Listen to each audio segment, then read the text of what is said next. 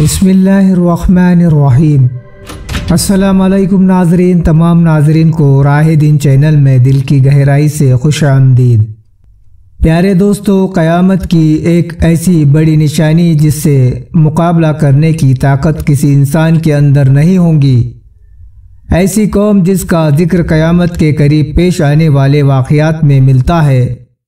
یاجوج اور ماجوج کے اس دنیا میں دوبارہ خروج کی اہمیت کا اندازہ اس بات سے بھی لگایا جا سکتا ہے کہ دجال، جو کہ قیامت کی بڑی نشانیوں کا مرکز ہے، مگر اس کا تذکرہ قرآن میں کہیں بھی نہیں ملتا، لیکن یاجوج اور ماجوج کا ذکر قرآن میں تفسیر سے موجود ہے۔ دوستو، ابواب النعش میں اس قوم کے بارے میں بہت سے مختلف خیالات پائے جاتے ہیں، مگر زیادہ تر لوگ ان کی حقیقت سے بے خبر ہے۔ یاجوج ماجوج کیسے دکھتے ہیں اور یہ کس شکل صورت کے ہوں گے؟ وہ کون سی دیوار ہے جس کے پیچھے یاجوج اور ماجوج قید ہے، اور وہ اس دیوار میں کتنا سوراخ کر چکے ہیں؟ یہ ساری باتیں آج آپ کو اس ویڈیو میں معلوم ہوں گی۔ آپ سے گزارش ہے کہ ویڈیو کو آخر تک ضرور دیکھیں۔ دوستو، زمانہ قدیم کے بہت سی قومیں گزری ہے جو ظلم و جبریت میں اپنی مثال خود تھی، اور ان کی طاقت اور دہشت کے بنا پر ہر طرف انہی کا سکہ چلتا تھا۔ ایسی ہی ایک قوم یاجوج اور ماجوج کی بھی تھی۔ ظلم جبریت کی داستان رقم کرتی یہ قوم کوئی اور مخلوق نہیں بلکہ آدم علیہ السلام کی اولاد تھی۔ بعض مفکرین کے مطابق یہ قوم حضرت نوح علیہ السلام اور آپ کی اولاد میں سے ہے۔ حضرت نوح علیہ السلام کے 3 بیٹے تھے، جن میں سے ایک کا نام یافیش تھا۔ یافیش کے 12 بیٹے تھے، اور ان میں سے 2 کا نام یاجوج اور ماجوج تھا۔ انہی سے ان کی نسلیں آگے چلی۔ اس کے علاوہ یاجوج اور ماجوج کے ساتھ ہی جو اہم نام زیر تذکرہ آتا ہے وہ حضرت ذوالقرنین کا ہے۔ دوستو، حضرت ذوالقرنین کے بارے میں کہا جاتا ہے کہ یہ کوئی نبی نہیں بلکہ اللہ کے ایک نیک بزرگ بندے اور بادشاہ تھے، جن کو ذوالقرنین کا لقب چند وجوہات کے بنا پر دیا گیا۔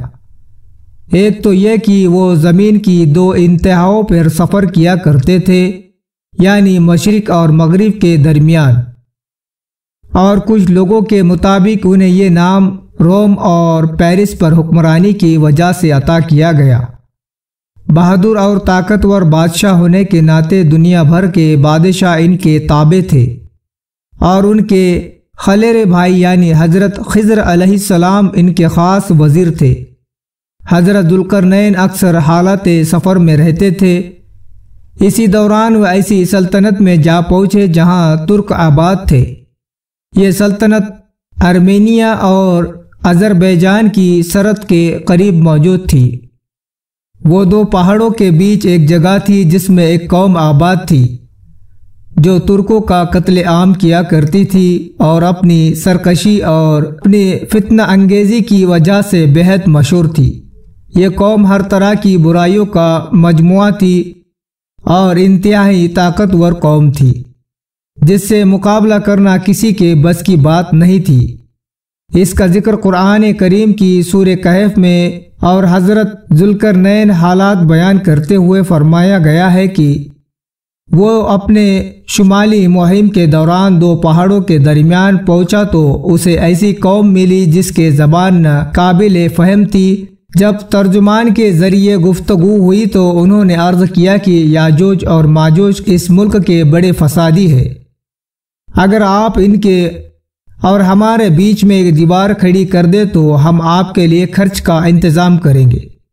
حضرت ذوالقرنین نے بغیر کسی خرچ یا معاوضے کے صرف ثواب کی نیت سے اس کام کو کرنے کی رضامندی ظاہر کر دی، اور ان دونوں پہاڑوں کے درمیان لوہے اور پگھلے ہوئے تانبے کی ایک مضبوط دیوار کھڑی کر دی، جس سے وقتی طور پر یاجوج اور ماجوج کا فتنہ دب گیا۔ اور جب یہ دیوار تعمیر ہو گئی تو حضرت ذوالقرنین نے اللہ تعالیٰ کا شکر ادا کیا، اور ساتھ ہی لوگوں کو یہ بھی بتا دیا کہ اگرچہ دیوار بہت مضبوط ہے مگر یہ ہمیشہ کے لیے نہیں ہے۔ جب اس رب کا حکم قریب آئے گا تو یہ دیوار کھل جائیں گی۔ صحیح بخاری حدیث میں نبی اکرم حضرت صلی اللہ علیہ وسلم نے ارشاد فرمایا، اس دیوار میں تھوڑے سے سوراخ کو فتنے کے قریب ہونے کی تعبیر فرمایا تھا۔ ایک اور حدیث میں آتا ہے کہ یاجوج اور ماجوج ہر روز اس دیوار کو توڑتے ہیں اور کل کے لیے چھوڑ دیتے ہیں۔ پھر جب اللہ کی مشیت ان کو باہر نکالنے کی ہوں گی تو وہ کہیں گے کہ انشاءاللہ ہم اس دیوار کو توڑیں گے، اور پھر دوسرے دن وہ اس دیوار سے نکلنے میں کامیاب بھی ہو جائیں گے۔ جب یہ قوم آزاد ہو جائیں گی تو وہ تباہی مچاتے ہوئے نکل پڑیں گی، اور ان کا پہلا گروہ بحر تربیہ تک پہنچے گا اور اسی جھیل کا سارا پانی پی جائے گا۔ اسی طرح جب آخری گروہ وہاں پہنچے گا تو وہ حیران ہو کر کہیں گا کہ یہاں کبھی پانی ہوا کرتا تھا۔ پھر یہ قوم ہر طرف فساد برپا کر دے گی اور ہر بلندی سے اترتی ہوئی نظر آئے گی، اور ایک وقت ایسا آئے گا کہ ساری زمین پر انہی کا قبضہ ہوگا۔ جب یہ قوم یروشلم کے پہاڑ پر پہنچے گی تو کہیں گی، اب تمام زمین پر ہمارا قبضہ ہے، اور آسمان کی طرف تیر برسانا شروع کر دیں گی، اور وہ تیر خون سے رنگے ہوئے واپس لوٹیں گے۔